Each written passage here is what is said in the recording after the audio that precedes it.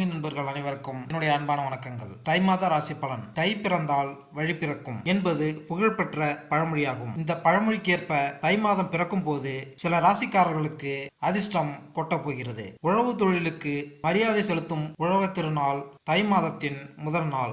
அமாவாசை நாட்களில் பித்ருக்கள் பூஜையை முறையாக செய்து குடும்பத்தில் குழப்பம், சண்டை, வியாதி, வம்ச விருத்தியின்மை போன்றவை ஏற்படும். உலகில் உயிர்கள் பிறக்க காரணமாக இருப்பது சூரிய ஒளி என்பதால் இந்தியாவில் பெரும்பாலான விரதங்கள், பண்டிகைகள், விசேஷங்கள் சூரியனின் மையமாக வைத்து கொண்டாடப்படுகிறது. அதாவது சூரிய பகவான் தனுசு ராசியிலிருந்து மகர ராசிக்கு பயிற்சியாகக்கூடிய மகர சங்கராந்தி ஜனவரி 15ஆம் தேதி, அதாவது தை மாதம் தொடங்க உள்ளது. சூரியனின் ராசி மாற்றத்தால் சிறப்பான பலன்களை பெறக்கூடிய ராசிகள் அல்லது ராசிக்காரர்கள் யார் என்பதை இங்கு பார்ப்போம். சூரிய பகவான் தன்னுடைய மகனான சனி பகவானின் வீடான மகர ராசியில் சஞ்சாரம் செய்ய உள்ளார். மகர சங்கராந்தியான தை மாதத்தின் 12 ராசிகளின் வாழ்க்கையிலும் சாதகமான தாக்கத்தினை ஏற்படுத்தும். கிரகங்களின் ராஜாவாகவும் ஆத்மகாரனான சூரிய பகவான் ஜனவரி 15ஆம் தேதி மதியம் 2:32 மணியளவில் மகரத்தில்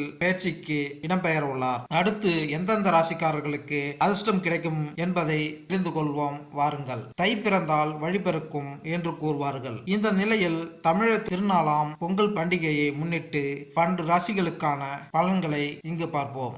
சிம்மராசி. எனது அன்பான சிம்மராசி அன்பர்களே, உங்களுடைய ராசிக்கு 2ஆம் இடத்தில் கேது, 8ஆம் இடத்தில் ராகு, 9ஆம் இடத்தில் குரு, 6ஆம் இடத்தில் சூரியன் என்று மிகப்பெரிய ராஜகிரகங்கள் நல்ல இடங்களை ஆக்கிரமித்தாலும் 6இல் இருக்கும் சூரியன் உங்களுக்கு சற்று எதிர்பாராத பணவரவை கொண்டு வருவார். குறிப்பாக அரசு தேர்வு எழுதி வேலைக்காக காத்திருப்போர் இல்லத்திற்கு நல்ல செய்தி வரும். அரசு சார்ந்த காரியங்கள் உங்களுக்கு லாபகரமாக முடியும். எத்தனை பெரிய இன்னல்கள் வந்தாலும் அதை எளிதில் சமாளிக்க கூடிய ஆற்றல் பிறக்கும்.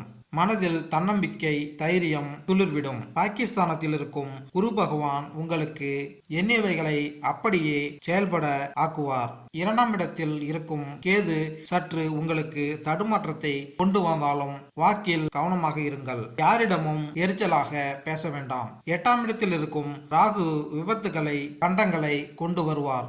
ஆனால் பாகிஸ்தானத்தில் அமர்ந்திருக்கும் குருவால் அப்படி ஒன்றும் பெரிய விபத்துகள், கண்டங்கள் நேரிடாது. தை பிறந்தால் வழி பிறக்கும் என்று பெரியோர்களின் கூற்றுப்படி உங்களுக்கு இந்த மாதம் வழி பிறக்கும் மாதமாக அமையும். மேலும் இந்த வீடியோ உங்களுக்கு பிடித்திருந்தால் லைக் பண்ணுங்க, கமெண்ட் பண்ணுங்க, மறக்காம சப்ஸ்கிரைப் பண்ணுங்க. நன்றி, வணக்கம்.